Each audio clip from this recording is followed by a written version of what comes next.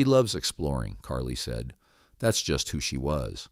At some point in her 50s, Lynette and her husband Brian made a decision that most people talk about and almost nobody actually does.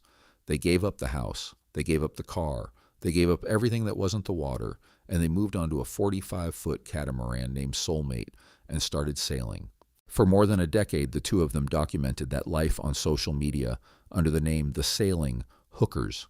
An Instagram, a TikTok, a 360-degree camera that Lynette pointed at everything, sea turtles drifting below the surface, sunsets that looked painted, cinnamon rolls baking in a solar oven, and sometimes places that were harder to find, off the beaten path, the kind of spots that take someone curious, someone adventurous, someone who actually wants to see what's around the next bend. That curiosity is what makes this story so specific and so heartbreaking. Lynette's last Instagram post was dated April 4th, 2026. The caption read, "Not going anywhere for a while." She had no idea. If you've been following the Lynette Hooker case and you want to know every development as it happens, and there are more coming, subscribe to Global Crime Files right now and turn on notifications. I'm on this one closely. Here's what Brian Hooker told investigators. On the evening of April 4th, he and Lynette left Hopetown aboard their small 8-foot hard-bottom dinghy. They were heading to Elbow Cay to get back to the Soulmate, which was anchored nearby. The conditions were rough. Brian told police the winds were around 18 to 22 knots. The seas were choppy, and somewhere in that crossing, Lynette bounced off the side of the dinghy and went into the water. What happened next, according to his account, is the part that doesn't sit right with a lot of people. Lynette went overboard wearing the engine's safety lanyard, the key cord that cuts power to the motor when the operator leaves the helm. So when she went in, the engine cut out. Brian says he couldn't restart it. He tried to paddle back toward her, but the winds were too strong. He says he watched strong currents carry her away from him. He says he last saw her swimming toward shore. Then he paddled. For roughly 9 hours, according to the timeline, the dinghy drifted through the Sea of Abaco. Brian eventually beached it somewhere near Marsh Harbour, made his way through brush to the Marsh Harbour boatyard, and contacted someone who contacted police. Authorities were notified around 4 in the morning. He described it later as a cascade of failures. Now, let me be precise about something before we go further. Brian Hooker has not been charged with any crime. His attorney, Terrell Butler, has stated clearly that Brian categorically and unequivocally denies any wrongdoing. His Michigan-based attorney, Crystal Marie Hauer, told ABC News that Brian Hooker never would have harmed his wife of 25 years. Brian himself said publicly that he never harmed Lynette and that finding her remains his sole focus. All of that is part of the documented record, and I'm not going to skip it. What is also part of the documented record is what his stepdaughter Karli Aylesworth started saying publicly almost immediately. Karli is 28. She spoke to CNN, to ABC, to Wood TV. She was consistent. She described her mother's marriage as rocky. She said that while the two of them cared about each other, their relationship sometimes turned volatile, especially, she said, when alcohol was involved. She told CNN her mother had previously told her that Brian choked her. CNN hasn't independently confirmed that with law enforcement, and Brian's attorney denied the claim, but Karli kept talking because she felt like someone had to. "I just want to know the truth," she told CNN. "I don't want him to be in trouble. I just hope this was a freak accident, but I don't want it just swept under the rug." She flew to the Bahamas. She walked the shoreline near Elbow Cay. She stood at the spot where Brian told investigators her mother went overboard. She looked at the water and later told Wood TV that the story sounds more sketchy to her now than before she went. She flew home wearing the small L-charm necklace that Lynette always wore. There's also a 2015 police report out of Kentwood, Michigan. In it, Brian Hooker told police his wife had struck him multiple times. An officer documented a swollen, bloody nose. Lynette, who the officer described as highly intoxicated at the time, told police she had been struck in the forehead by Brian, though no visible injuries on her were recorded. A prosecutor reviewed the case, concluded there was insufficient evidence to determine who started the physical altercation, and the case was dismissed without charges.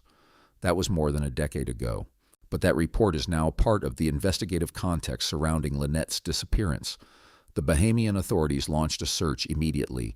The Royal Bahamas Police Force, the Royal Bahamas Defense Force, and Hopetown Volunteer Fire and Rescue all mobilized. The U.S. Coast Guard conducted aerial searches. professional divers, drone technology, days of coordinated effort across water, sky, and land. They found a flotation device Brian says he threw to Lynette, and that narrowed the initial search area slightly, but they didn't find her. After days of searching, officials announced the effort had shifted from active rescue to recovery. And then, 4 days after Lynette disappeared, on April 8th, Brian Hooker was arrested. The Royal Bahamas Police Force Assistant Commissioner Edvardo Dames told Reuters the arrest was based on some probable cause we have. Brian was questioned. His detention was extended. He was questioned again on Friday for more than 3 hours, and his attorney said the line of questioning suggested authorities were considering a possible charge related to causing harm that resulted in death. His attorney pushed back hard. Without a body, she argued, how can you make that determination? Brian told investigators he was overwhelmed. He kept asking about the search for Lynette. On Monday, April 13th, he was released without charges. The Department of Public Prosecutions in the Bahamas recommended that no charges be filed at that time, pending further investigation. Commissioner Shanta Knowles confirmed to NBC News that Brian remains a named suspect. He has not been cleared. He can be rearrested. And if you want updates on exactly that, when and if that changes, subscribe to Global Crime Files. I'm tracking every development. Here's where the investigation gets into territory that I've been sitting with for a while. Before Brian was arrested, authorities boarded the Soulmate under a search warrant. CBS News reviewed documentation of what was seized. The list included a digital video recorder, digital tablets, and what the warrant described as cell phone-related equipment, all characterized as material evidence. That stuff is in the hands of investigators right now. Think about what that means. Brian Hooker is a former AT&T employee. He wired the Soulmate's entire solar system himself.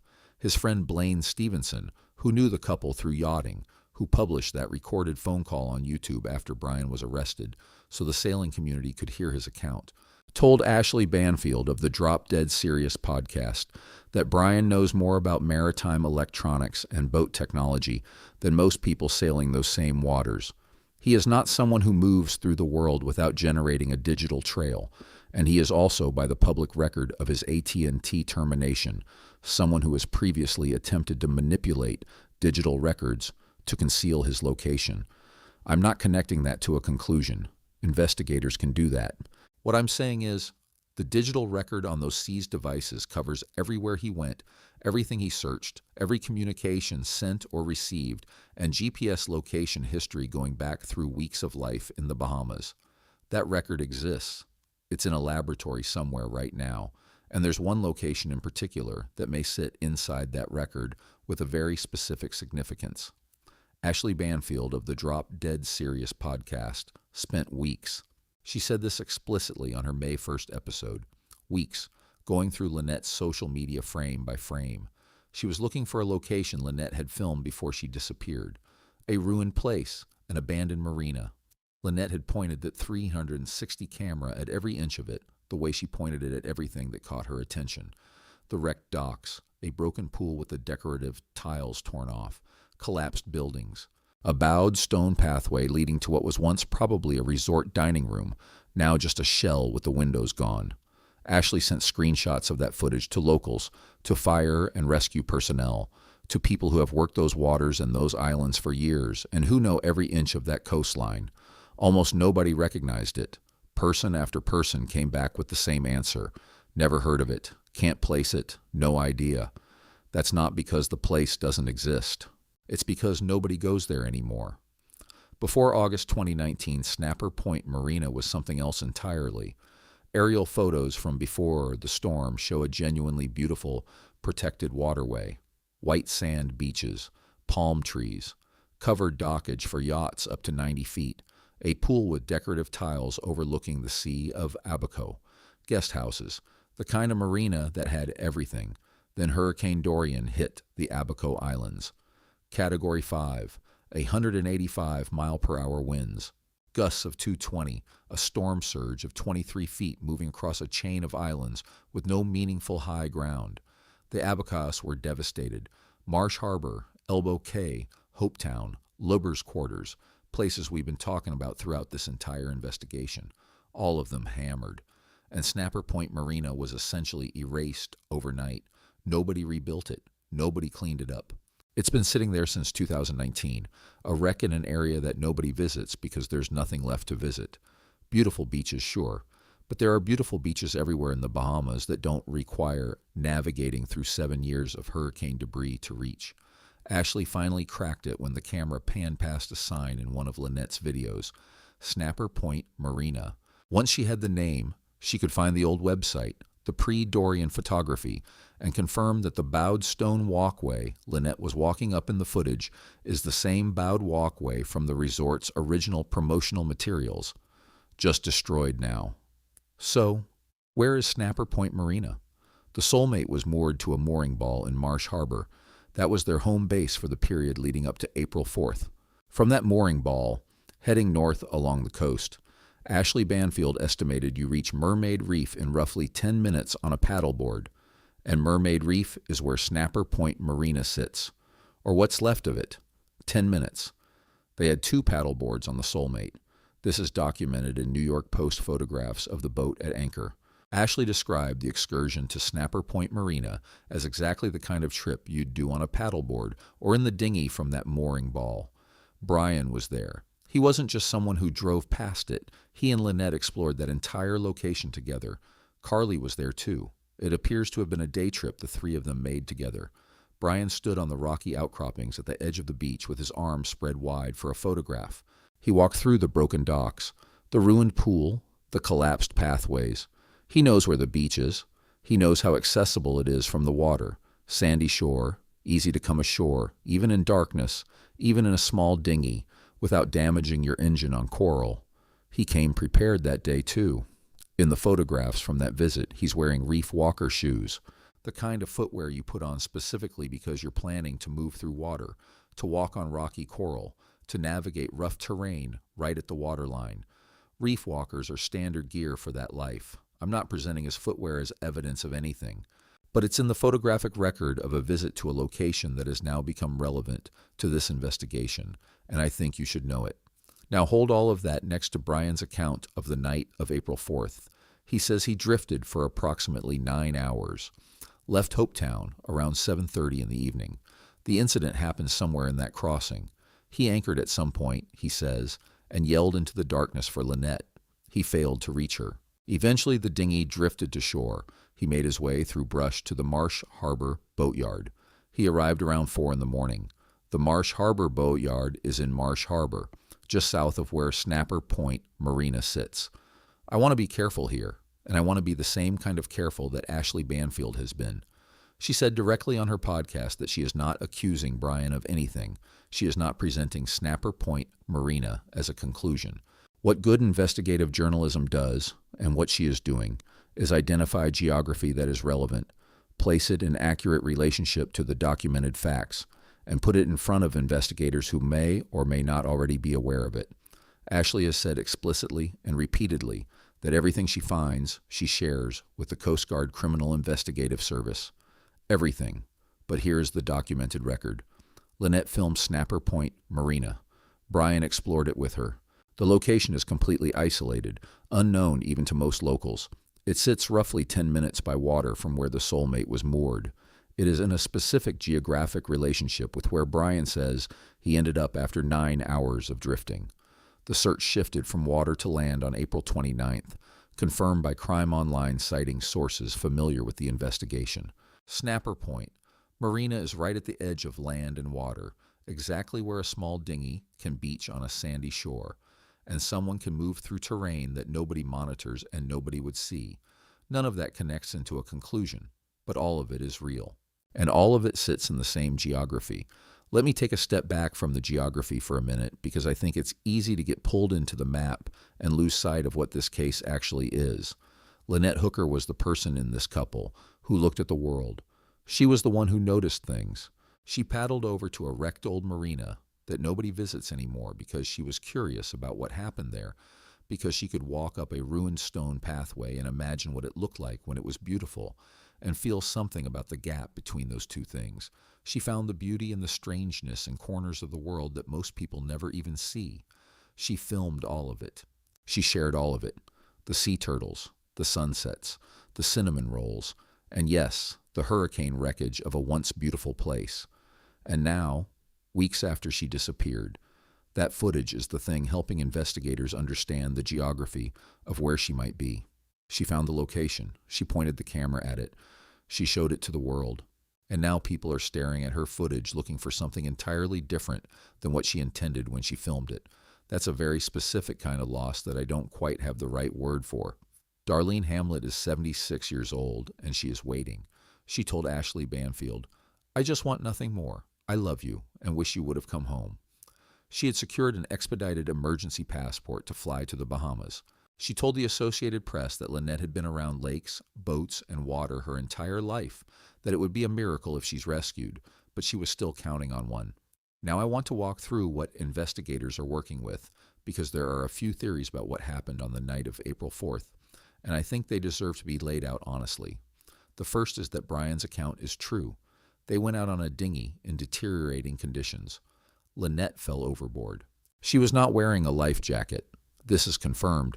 The engine cut out because she was wearing the safety lanyard. He couldn't restart it, couldn't reach her in the wind and current, and spent 9 hours drifting before reaching Marsh Harbour. By this theory, this is a terrible, preventable accident on a dark night in rough water, and terrible accidents happen to experienced boaters. The Bahamian waters are not forgiving. The Sea of Abaco, and can be brutal in an 18-knot blow. This theory is possible. Lynette's daughter acknowledged that both she and Brian were experienced sailors who had spent more than a decade on those waters. The second theory is that something happened before or during that dinghy ride that Brian has not disclosed. Investigators have been asking about the couple's personal relationship, about episodes of violence, about the history between them. A Bahamian attorney told NBC News that the line of questioning during Brian's extended detention suggested authorities were looking at whether Brian caused harm to Lynette. Her daughter has described a volatile relationship with a history of physical altercations. The 2015 police report exists. Brian's history of manipulating digital records exists. And 9 hours of drifting in an 8-foot dinghy in darkness with no power is an account that a lot of experienced sailors have quietly questioned, including people in the sailing community who know those waters.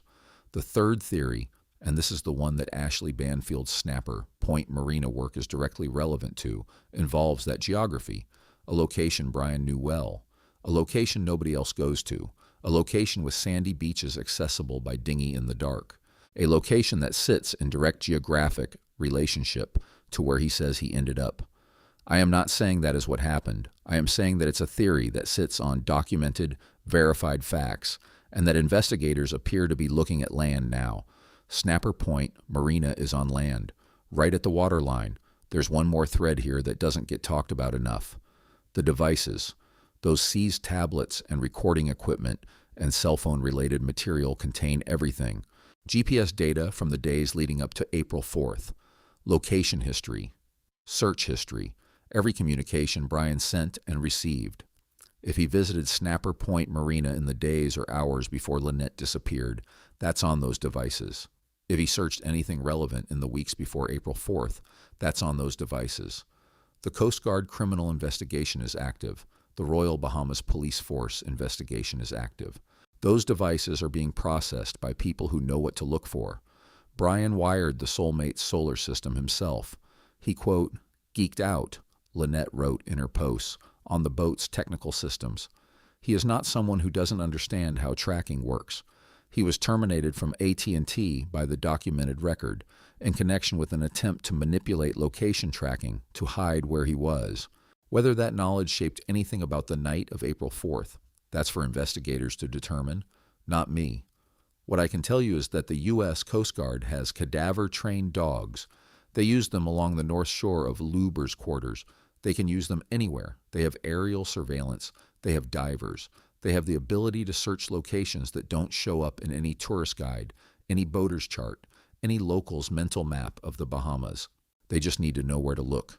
Ashley Banfield has made sure that what she found about Snapper Point Marina is in the hands of people who can act on it. Whether they have already searched it, that has not been publicly confirmed as of this recording. Here is where things stand. The U.S. Coast Guard Criminal Investigative Service investigation remains open. The Royal Bahamas Police Force investigation remains active. Brian Hooker remains a named suspect. Commissioner Shanta Knowles confirmed to NBC News that he has not been cleared and that he can be rearrested. The search formally transitioned from water to land on April 29, 2026, confirmed by Crime Online via sources familiar with the investigation. Lynette Hooker has not been found. Her remains have not been recovered. It has been more than 30 days. Brian is back in the United States. He told NBC News after his release that he intends to keep looking for Lynette, that he believes she may still be alive, that he plans to return to the Bahamas and search. His attorneys have maintained consistently that he has been cooperative and that the evidence simply does not support holding him. Karli is home too, wearing her mother's necklace, waiting for answers that have not come. She told Wood TV that the story sounds more sketchy to her now than it did before she made the trip. She hired an attorney early in this process. She is not letting this go. Darlene Hamlet is 76 years old and she is waiting. Here's what I keep coming back to. Lynette Hooker was the one with the camera. She was the one who thought to document everything, not just the sunsets, but the weird corners, the abandoned places, the things most people wouldn't notice. She walked up a ruined stone pathway in a destroyed marina and she pointed her 360 camera at the sign. She didn't know why that would matter. She was just doing what she always did. And now that footage, frame by frame, might be the thing that tells investigators where to look. She showed us the place. She just didn't know that's what she was doing. The investigation continues.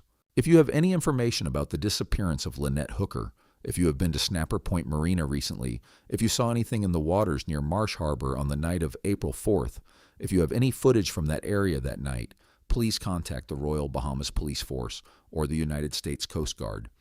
Both investigations remain active. You can submit tips anonymously through the CGIS Tips app on any phone. You can also contact Ashley Banfield through the Drop Dead Serious podcast at dropdeadseriousinfo@gmail.com. She shares everything she receives with the Coast Guard Criminal Investigative Service. Brian Hooker has not been charged with any crime.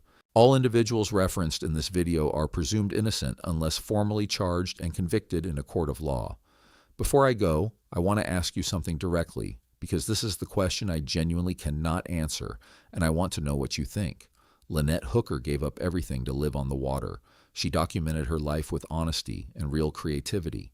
And somewhere in those waters, in that geography she knew and filmed and loved, the answer to what happened to her is waiting to be found. Here's my question for you. Do you think investigators have already searched Snapper Point Marina, or do you think Ashley Banfield's work is what puts it on the map? Drop your answer in the comments. I read every single one. Subscribe to Global Crime Files.